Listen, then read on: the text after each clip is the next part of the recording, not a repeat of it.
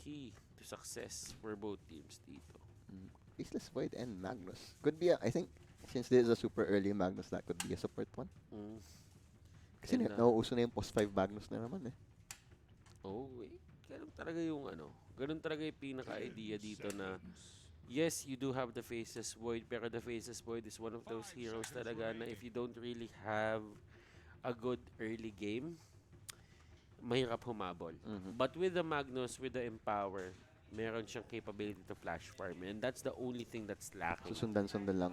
Oh, that's the only thing that's lacking sa isang Faceless Void.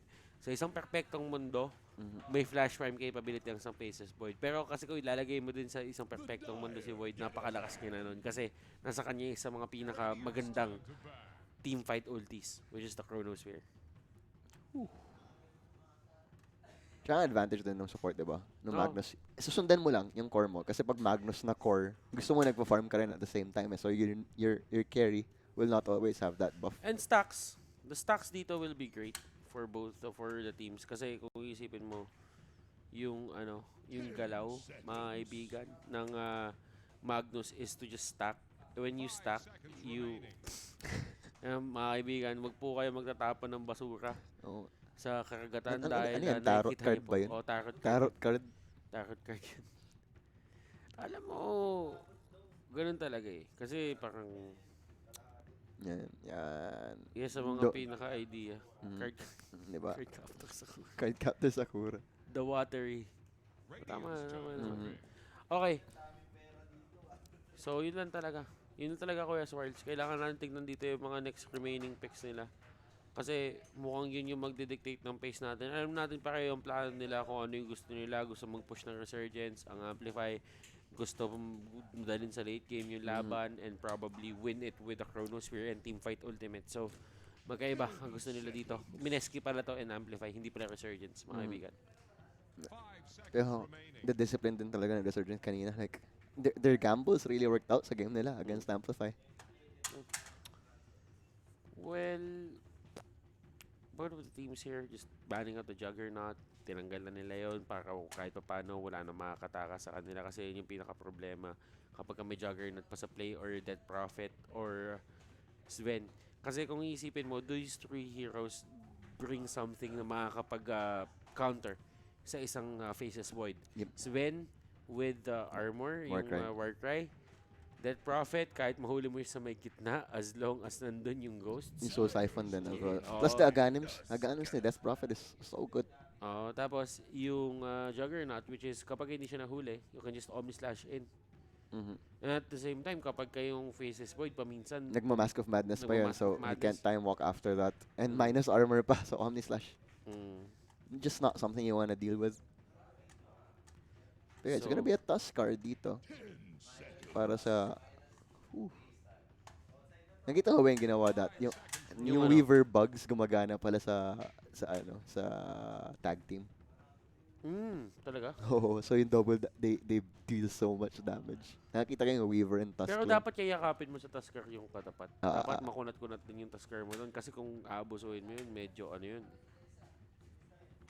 medyo mabigat din yun eh. Yung sabihin mo, nasa harap ka lang talaga and you let the Weaver bugs deal damage. Parang, ang tagal nun. Yes, mataas yung damage, pero ang tagal. Winter Wyvern and Wraith King dito. Sa totoo lang, Swords, paramdam ko, fast game to eh. I mean, hindi to katulad nung kanina eh. Feeling ko magsa-skeleton skeleton talent pa nga to if the game is that good para sa Mineski. Yung double skeletons plus the damage. If they could have put yung Wraith King na mas maaga, or mapili nila yan na medyo mas late, you can deny Amplfy dito from getting a hero na may wave clear. Well, you do have the Winter Wyvern, pero you get but what I'm plus saying. Shockwave din. So, they have the deep push available din para sa Amplify. And it's gonna be a Batrider, a hero that does very well against the Wraith King. And actually, all of the heroes here, maganda yung digalaw niya. Actually, halos lahat. Kasi kung isipin mo, Tuskar, Wraith King, given, strength heroes, Mhm. mabagal yung movement speed, Turn doesn't right. really have the idea, doesn't really have the capability to blink out or get away na mabilis. Mhm. Shadow Shaman, kapag nabato ninyo na lahat ng skills niya, you can just fly or hover over yung Shadow Shaman tapos mapatay mo na siya. Enigma as well, kapag ka nabato mo na yung Malefice, kahit nga minsan may Malefice pa, kaya mo pahabulin yan eh. Yep. I mean, pag mas na, kasi sticky napalm, you get, usually minamax nga yun first before Firefly eh. And these are heroes with bad turn rate. Sa totoo lang. Oh yeah. Shadow Shaman, tas, Enigma. mhm. Plus Enigma. maapektuhan din yung ano, plus against the Eidolons, like free farm din yan for the Batrider. Ayoko lahat ng turn rate na itong mga heroes na to. Sorry. Yep. Tsaka pag favorable matchup, wait. Oh, okay. Last pick naman pala yung Mineski. I thought kung favorable matchup, they could even just bring the Batrider mid eh, Pwede din. for the side of Amplify. Actually, it is a possibility. Pero yun nga mga kaibigan, nababa ko lahat maliban sa isa. So, ibig sabihin yan, yung kakagat. Hirap ba to? Hirap nung lineup dito ng ano. It's gonna be less rack, okay? Okay, Okay, so you have just space to work with. and deep push, the deep push as well, na talagang push and deep push for the side of Amplify. Mm. Just ano, the Nova will just delete the skeletons as well. Meron tayong invisible crocodile. Pero alam mo, Yung Medusa. Medusa. maganda yung Medusa. Just the idea of having Abat on the Faceless Void. Mm. Kung magkamali siya ng isang bato dito, you can still go for the Madness. Hindi pa rin magiging magandang item sa Madness dito just because Moon can just press yung what do you call this? The gaze. Oh Stun yeah, gaze. yeah, yeah. Tapos, if you can't get away, medyo mahirap. Well, pag nasa loob ka naman ng Chronosphere, you have increased movement speed. Like to the max, di ba? Maximum movement speed. Ah yes, yes, yes. Pero, Okay. Pero I think yeah. mahirap pa rin pull off. Pero yeah, kasi yung side din na Amplify parang if they want, medyo hard committal din sila sa fight. So, the Medusa is really good din. Okay. Plus some insurance na rin para sa kanila. Kasi Okay. we thought na sobrang early game centric yung side ng Mineski with the Wraith King, Enigma, the Shadow Shaman as well. They can just death ball easily. So if that doesn't work out for them, at least they have that Medusa nga. Okay, so, in terms of drafting, sino mas trip mo dito? Kuya Swarly. I actually like Mineski's draft. Actually. I like Mineski's draft. They have the early game potential to just take all of the standing gold sa mapa. Tapos afterwards, you have that Medusa to fall back on. While on the side of Resurge, Amplify, yes, you rely so much on that Sino? Faceless Void. Saan? Ah? Sige. Pero ito, mga kaibigan, nag-uusap ng kaswalan eh.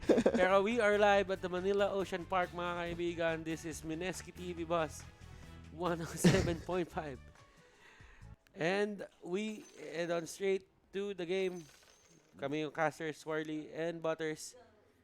And eto, Amplify, we will be starting with their lineup na medyo sabihin natin nakafocus dito kay Abat. Kailangan nila palakasin si Abat dito. It's going to be the Magnus. Ooh, Skewer first Magnus then. So some cliff potential this early on from BDZ. Boots and Skewer. Tingnan nga natin. I mean, if all else fails, it will still secure that bounty para sa kanya. Alam mo sila Rio or medyo kailangan nila abusuhin dito. Well, it is going to be the Magnus on the support pala because Rio is their offlaner. So, kailangan pinababantayan natin dito is kung paano gagawin ni BDC to. BDC is one of the best playmakers na meron tayo ngayon sa Pilipinas. So, if they can make this work, it's him. it's him. If someone's gonna make this work, it's him. Okay, bounties. Will he go for the steal? He has the skewer, pero getting zoned by the Wraith King din dito, so he's not gonna be able to go for the steal. Of 2 course. for 2 lang naman. Tag team ang kinuha niya dito, min. Alam dito ni Raging Potato na gusto niya may pagsuntukan. Lagi naman gustong makipagsuntukan ni Raging As Potato. Raging Potato, you should you should live up to the hype of being a bomb. Because if you're a Dapat bomb, sumabog ka. sabi nga ni Boslon, if you're a bomb, you will explode. the a wise caster once said, The wisest of the the wisest. the wisest of the wise casters once said. Shoutout po sa'yo, Boson. Shoutout sa'yo, Boslon. At eto, si Crocodile Ah. na nagbe-blend in Mhm. sa ating Yo. mapa. Pero Rio will just go out. Alam ni Rio dito na pwede niya tanggalin agad. Okay. Okay. Hindi na tayo nakikita. So, ito lang talaga yung pinakatrabaho ni Ryu dito. He's just gonna lure that out. Ayaw niya, kahit hindi niya makuha dito Mhm. yung first level. As long as makuha niya to, this is easy levels para mamaya sa kanya. As long as he gets one more, sabihin natin, Wave. one more wave, mas magiging madali para sa kanila yun. And he can stall. Oh, BDC then. He's pwede gonna niya- do exactly the same thing dito. Pwede nila ikot-ikot talaga kasi to. And they have the capability to get away naman. Mm. Raging Potato is here. He got the tag team. I don't know if they know it yet, pero hindi matatakot si BDC. Both of them got boots first. Wow, tag team value, one hit. Yun lang yung nagawa. Mm. Wala, hindi naman sila. Pero ang ganda ng ginagawa ni Raging Potato Oh, dito. he was trying to block. Nakipag-utakan siya kay BDC. Pero level 2 na mga kaibigan si Battle Rider dito. Pero hindi nga na naman ipipilit. They will just go for the pull. They're just destroying yung equilibrium Yep. dito sa may baba. And Rice King, at least he has the sustain. He can go for that Naku, early si life Raging steal. Potato nandito. Mhm. Si Raging Potato, naku po, ikot-ikot mo, trip to Jerusalem. Ikot. Hindi, naku. Masyado na malayo yung pinagdadalan dito kay Ryo. Ryo, mga kaibigan, ang pinakagalang tao sa buong ng Dota. Hop. Pero doon sa may gitna, medyo Pareho silang pulado. pareho silang pulado, talagang nagkasuntukan sila dito. Naku, Raging Potato dito. Kapag ka nagkaroon ng may Firefly yan, nagdi-TP. masasaktan ka dyan. The TP is there. Shadow Shaman dito tutulong, mga kaibigan. At yung Firefly, wala na siyang mana. Para Pero hindi maaabot. Hindi maaabot ni Wala Shadow siyang Sham. He'll just walk away. Okay. May boots eh. Pareho silang may boots. So talagang, tinan mo, pareho pa silang gamit yung pareho nilang tango. Tig-isang 3-set tango silang kinuha. Yung si Magnus tsaka si Batrider. And both of them used it.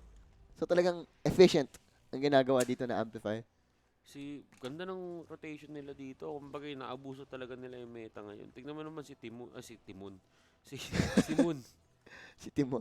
Hindi, pangalan niya kasi may dot Timon eh. Oo nga, no? Oh. Pero si Race King, despite all of the shenanigans na nangyayari sa Amplify, still last hitting very well. I mean, it's a Race King, so he'll be fine tanking a bit under tower as well. If necessary, pwede pa nga siya mag-early vampiric. Yeah. Mag-vampiric Early aura. lifesteal. Ganun lang talaga. Ideally, hindi mo naman talaga dapat kunin. Pero kung Sometimes, if necessary. if when push comes to shove at diligan na talaga yung laban dito. At dikdikan, di pala diligan, dikdikan. Mhm. Kailangan paminsan, you have to adjust. Kung maiksi ang kumot, bumaloktot. Tama naman eh. Winter Wyvern, ano masasabi mo sa Winter Wyvern dito sa laban na to? Tinan mo sila abat medyo inaabuso lang talaga si KP dito. Well, that is an Enigma.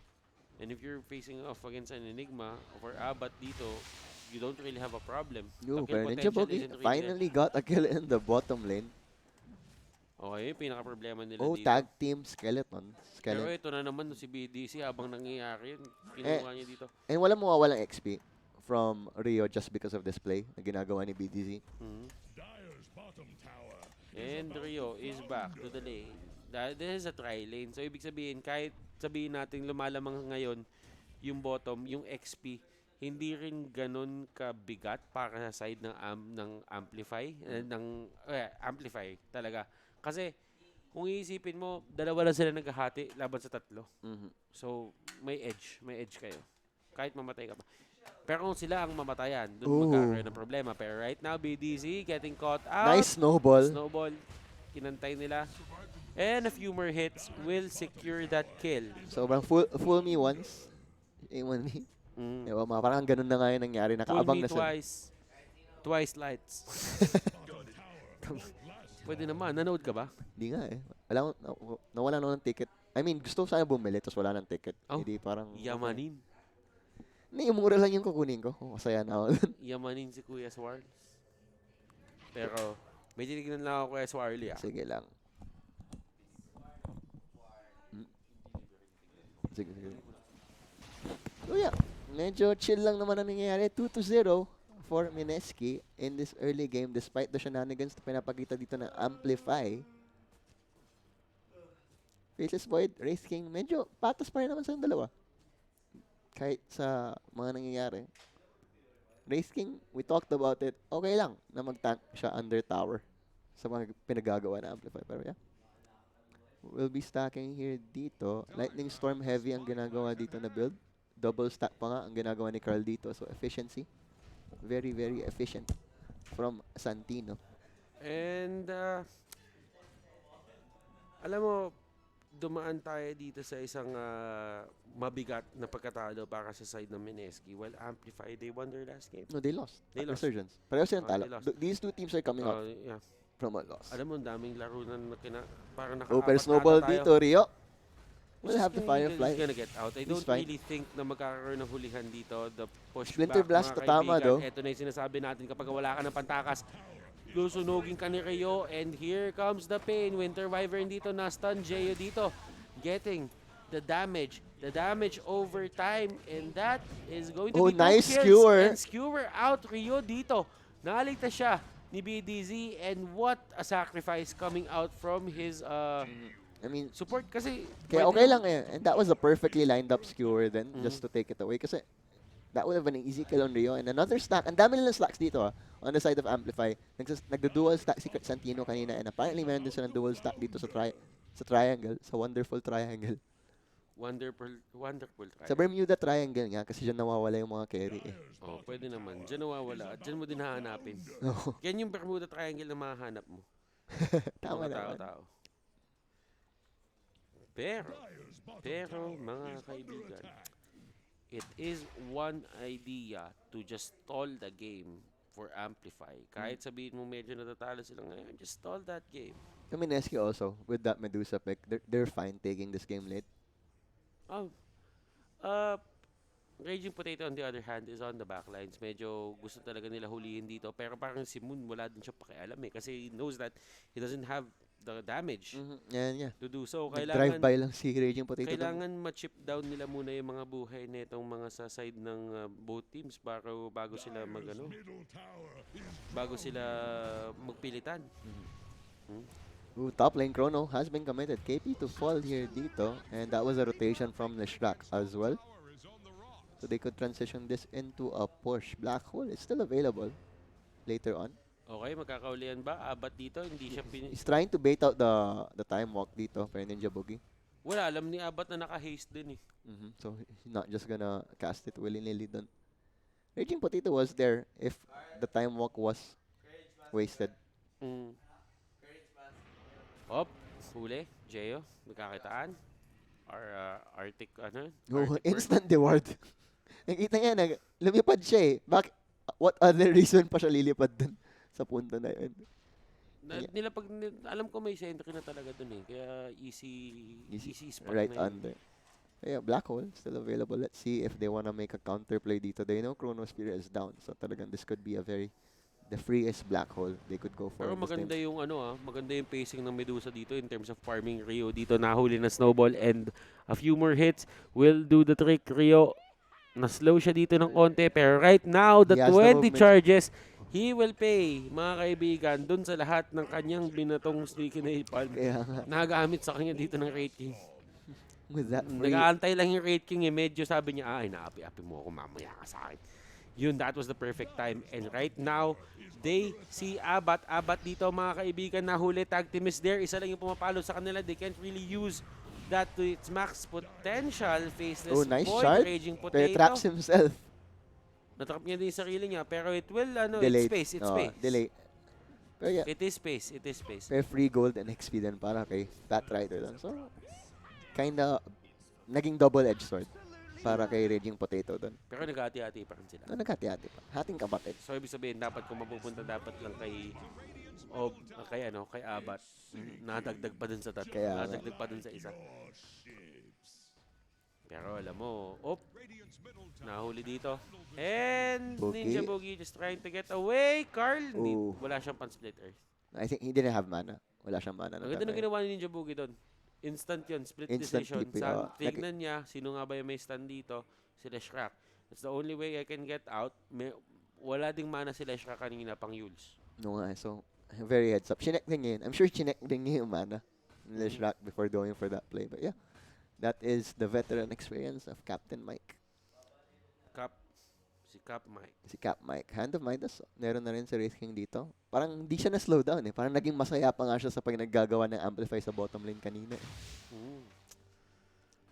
Yes, he forced the level 1 lifesteal, pero you'll get it eventually. So, might as well get value out of it now. Tignan mo, sa sobrang gipit ng damage sa Mineski ngayon, 15 damage yung kinuha niyang talent. And right now, they go in. Naging 2 pa, mga kaibigan. Nico Baby will take down BDZ.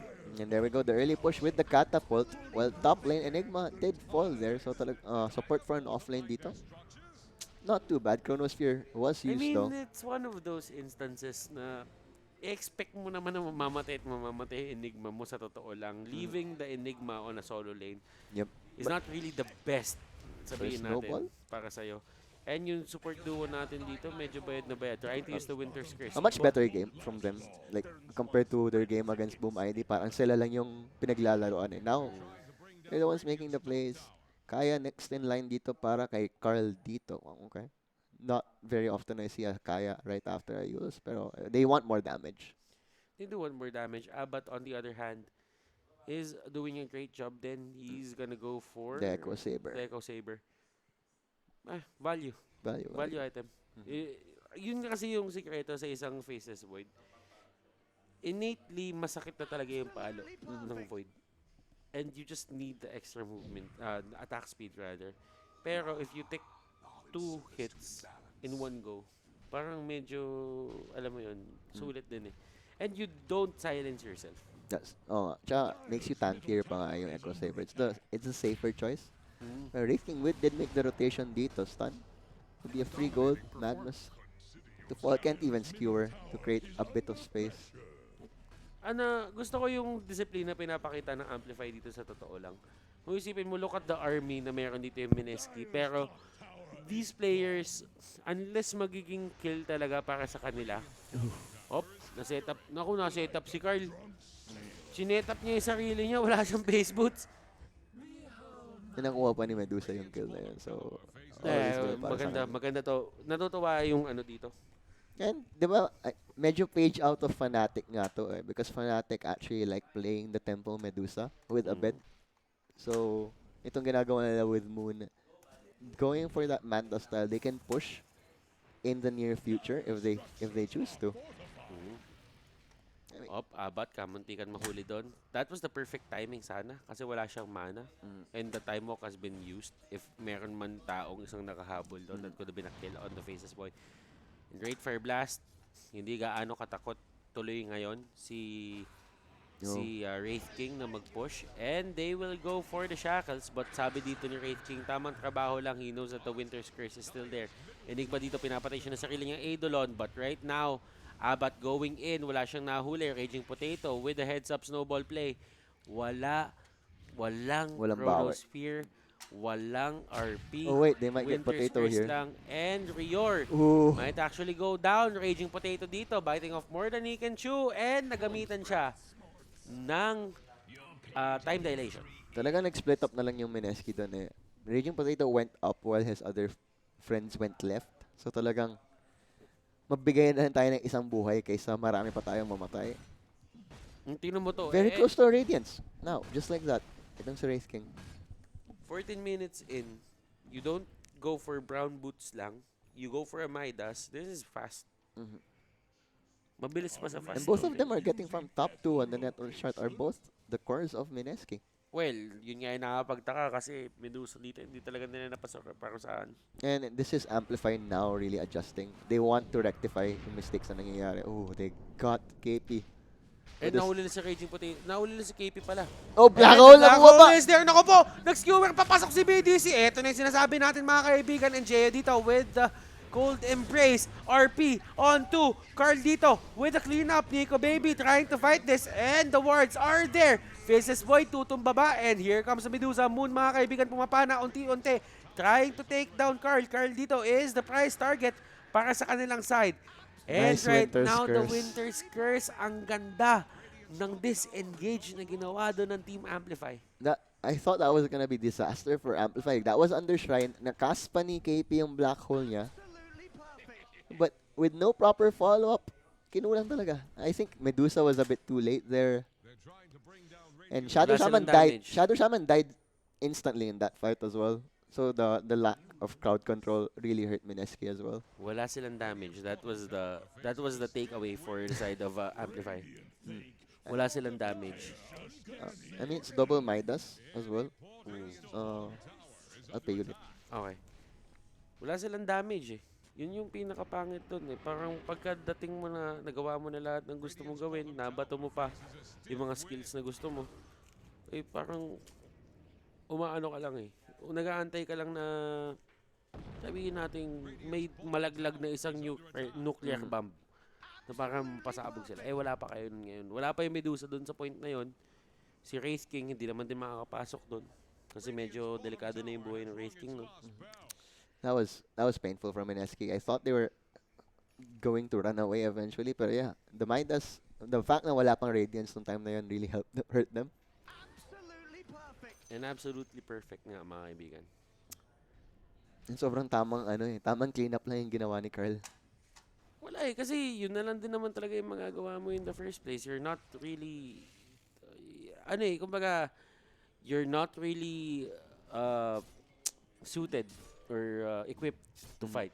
Tapos, you got the black hole. Yes, nakaka-hype yun. Pero sa totoo lang, Walang follow-up. kung wala ka din namang isang follow-up na bomba na mababato sa kanila, you can't really expect na ano. Kasi yung Midnight Pulse ba na ba to? Mukhang hindi. Wala rin silang Eidolons, wala rin skeletons. So yun yung nagpapalakas talaga sa isang ano eh. At saka may levels ba si KP dun sa Midnight Pulse? Yung pinakatanong eh. Mhm. Okay, ngayon mga may agents na. Yeah, now they'll do damage. Now there is a possibility na gawin na nila to ngayon. Pero with black hole still down, I doubt they wanna force this. And makakuha pa ba sila ng tsansa na makapag-black hole ulit ng ganun? I mean, That's the it's a core enigma, so we'll definitely see more black holes this time around. And yeah, I mean, tama si Rekli dito, pwede tayo mag-Roshan. Greaves? Mag-Greaves nga ba ito kaagad? I don't think so. Ang mahal kasi tapusin kaagad ng Greaves din eh. Especially if you core. Pero mahuhuli nila dito. Winter Wyvern. That's gonna be... Oy! Naku po, ang ganda naman nun. Nakita mo, ina-uppercut tapos binagsak. Oh. May ano eh. Yung overhead slash na crit niya. Okay, this is the game changer for the side of Team Amplfy. Kahit sabihin natin yung tempo ngayon sa side ng Mineski, hindi pa rin sila pwedeng magpakampante dito just because hindi din nila alam ngayon na meron ng dagger dito, yung Magnus. And Medusa still already pushing the lane ahead of time. Ngayon, kung ganito na yung kaso, Swarly, isang magandang RP lang o isang magandang Winter's Curse lang can set up to a good RP, and with that RP, Sila pa nga nag-smoke i-chain dito. nila, they can go for the Chronosphere kung kakayanin nila. They're around the shrine then dito ang Mineski, so... Okay, shrine And isn't they catch cooldown. someone. At andito na, abat dito, hindi niya alam Nice kung sino. Nice spacing from Mineski. Hindi niya alam kung sino uli niya dito. Okay, Bat Rider, manahuli na. mga kaibigan, nahuli si Nico Baby. And here comes the save. The stun is there. Pumasok sila pareho. Black hole. And KP with the black hole. Hindi nila magawa ng paraan. Abat will go down. Ang ganda ng ginawa ng Mineski Ang doon. ganda ng spacing nila, like, Explain talagang mo wala yung silang spacing. focus. Explain mo yung spacing, Kuya Swarls. Like, more than one screen away ang distance nila sa isa't isa. So, talagang pinag-isipan, ang daming best kinancel ni Faceless Void yung Chronosphere nung fight na yun just because there was no optimal target. Ang ganda, naku si Jeyo dito, napilitan pa, lumipad. Lipad Jeyo, lipad. Lipad. Liparin mo Jeyo, pero andyan yung snowball, inantay ka lang lumapag, and that is going to be another kill on the side of Mineski. And medyo weird nga yung, if you looked at it, ang weird ng ginawa ni Bimbo na nag-snowball inside siya sa Chronosphere, that stun. allowed Enigma to eventually get off that black hole Mm. after the Chronosphere. Kasi malay mo, nag-double bash yun. Hindi namatay na lang si KP doon. Feeling ko ang nangyari doon, Kuya Swirl, sinubukan niya ipasok si ano eh, Si KP. si Hindi, KP nasa dun gina sa- though. So, medyo malayo, pero it doesn't hurt to try. mhm. Kumbaga, and a stun. A crit? You need a crit No, to get no. a kill. Wala. Kung nag-crit yan, pakiramdam ko tinuloy nila yung habol. Eh, Okay? Carl? Moon? Okay, ganun lang. Dinudge lang niya yung Mystic Snake. Nako. Si Moon dito, grabe yung farm. Sa totoo lang, sobrang grabe yung farm ni Moon dito. Kasi kung titignan mo, nakamidas pa yung Raid King, hindi nila kaya abulin. Pero skewer back dito. Mga casters curse pa natin si Moon dito. Rev fall. And nice nabato stone yung Stone gaze. Gaze, hindi nila kaya labanan. And that's the Rev fall with dito. Chronosphere is down as well. So, this is an opening para sa Mineski. Nag-hesitate si BDZ kasi inaabangan yung gumamit ng manta, baka madodge kasi. Maaga nga ginamit ni Moon yung Manta style dun eh. Pero yeah, the hesitation allowed the stone gaze to happen and that is the end of that. Kasi kung sabihin natin tumalon siya, nag-RP siya. Kasi ang ganda na nga ng skewer eh. And one of the best skewers. And at the same time, you don't really have the follow-up na nandun sa area na yun. So, pero Nahuli dito may si Raging follow up sa Potato. flaming lasso na to. It doesn't get that snowball off. And that is one dead potato. Pero yun, Oo, naka-wall. naku, siya pa'y sumapak! Sumapak si Raging Potato! Naku po! Naku po! Niyakap! Niyakap mga kaibigan si Abat! Shackle! Uy! Naku, wala. Nice Nakatakas, curse, nice nakatakas. curse, nice curse. Chronosphere is still available. Up! Huli. Nahuli si Medusa. Pinagpapalo si Medusa dito. Naku po, hindi siya nakapag-mana shield. Ito, mana shield is now up. Nico Baby, hindi niya alam kung sino papaluin niya. Naging robot dun sa may gitna. Pero here comes a snowball. Raging Potato. Nico Baby. Trying to get BDZ. BDZ, mga kaibigan. Na-cold embrace dito. Nico Baby. Naku po, si Nico Baby. Rapsy. Medyo bumawi na siya after his rough game kanina, his game 1. But yeah, all of that happened because Raging Potato sumabog siya ng favorably para sa Mineski Yun nga, ngayon. If you're a bomb, you can explode on the faces of your opponent, Or or you your- can explode or in your allies. So, Doon ang ganda na nangyari. Got the Ganda. snowball off. Baited so much. Nagpa-blink away pa si Magnus doon just to avoid the snowball stun. yung Chronosphere gusto ko sa ano eh. Kaso nung nag-Chronosphere, sana lumapit na yung mga kampi. Oo nga, ang layo pa ng spacing. Tapos wala na rin siyang buhay nung nag-Chronosphere siya na yun. That was like, parang 25% na lang yung buhay niya. And Moon gets that Aegis. So, talagang, ang hirap na for the side of Amplfy. Wala, men, Skadi. Skadi going towards that butterfly. Anong late game? Pwede nang mag-early game ang Medusa daw ngayon. Oh, kay Moon, si Moon, ito talaga isa sa mga hero na ginagamit niya din eh. Di mo papakisan eh, no? Oo. Bigat ni Moon. Bigat ni Moon. Pero Shrek, just shoving the lane. Isa lang dito si Medusa. Pero Batrider is there in Yun the, o, si in the Curly. tree line. Na-slow ka na. Isa pang banat.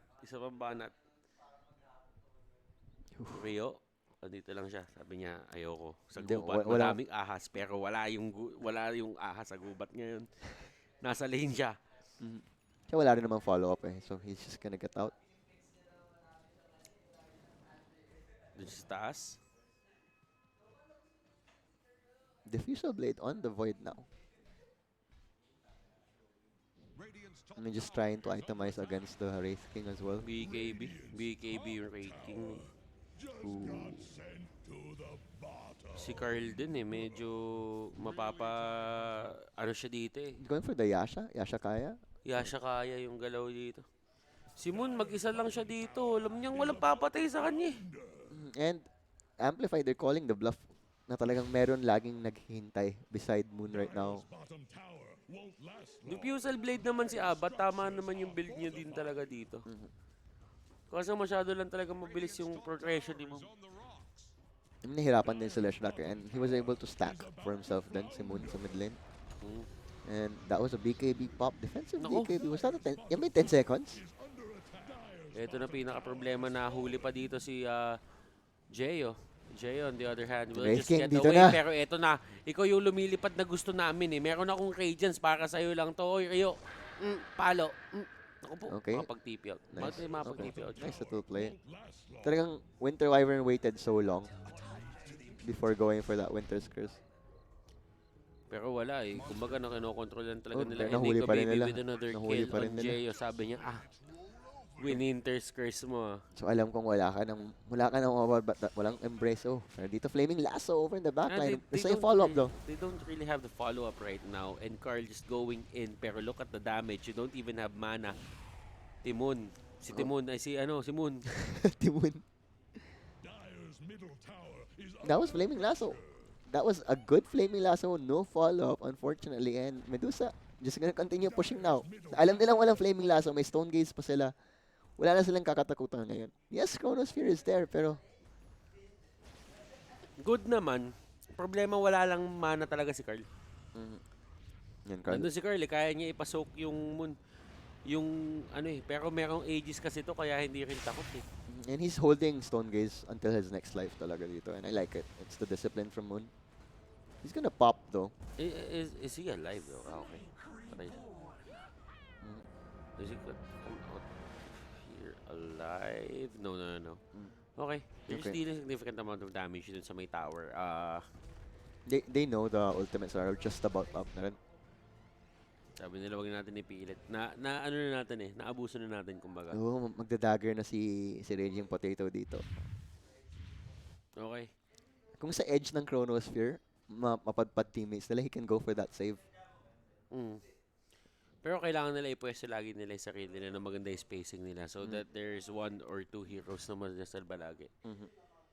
Pero I'm pretty sure na hindi niya masasalba lagi dito yung Medusa. Kasi yung Medusa yung pinaka-target. Yeah, Yung I think Medusa center ng Chronosphere lagi yan. So kailangan malayo yung spacing nila dito sa Kind of opposite this time for Amplfy kasi kanina sila yung ahead against Resurgence and now they're the ones that are playing from behind. So let's see how they adjust. Kasi kanina ahead sila and they couldn't close. That was also their problem yesterday in the opens.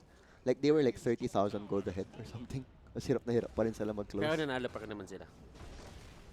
Nanalo naman sila nun. Carl naman. And Carl? Hindi na siya makagalaw talaga dito. Masyado na masakit yung And that's BKB na rin dito sa Wraith King. So the damage, where is it gonna come from now? They're not gonna be able to kill this Medusa. They're not gonna be able to kill this Wraith King. And they have a black hole waiting for them if they commit them so hard. RP lang din yung makakapigil. Tsaka yung yung Winter's Curse. Potato, Snowball. He's gonna catch off Jeyo. Jeyo dito, 1v1 with the Raging Potato. Walang tumutulong. KP nandito sa vicinity, kaya hindi na nila ipipilit masyado. Look at that, Nico Baby with the stun. Great Fire Blast. Kailan niya ibababa Skeletons. And right now, the backlines. Nagkaulian dito. Sa BKB as well. Si Viles is void. And he will go for the time walk. Wala siyang time walk dito. Kailangan niya tumakas. The slow coming up from the Skadi. He still has his Chronosphere. KP's alive as well. That was a 10-second BKB din yata on the Faceless Poet. So, masakit para kay Abat dito. And Butterfly already on that Medusa. Butterfly Skadi Manta style less than 30 minutes into the game. We talked about it talagang nice reflexes from Ninja Boogie there. Pero will it be enough? Winter's Curse nandun sa may pinakalikod na shackle pa niya. And here comes the RP. Nahuli Medusa dito pero nandun sa pinakadulo. Napatakbo mga kaibigan sa sarili niya Chronosphere. Pumunta sa may pinakalikod. KP will be the target. And right now, Mental Pulse doing its thing. Carl, mga kaibigan, ginagawa niya lahat ng kaya niya. Tinitake down niya lahat ng kaya niya dito. And right now, the buybacks coming up from Mineski. They know that they can end this. Ninja Boogie dito with the place. Shackle in place. Nico Baby dito, mga kaibigan, with the stun. And that is going to be a triple kill for Moon. That was so painful for Abat talaga. Talagang the 10-second BKB, black hole ka lang ng Enigma. And you're forced to run. You can't even kill the Enigma one-on-one. That was an Enigma who struggled very much in the early game pa, mind you. So.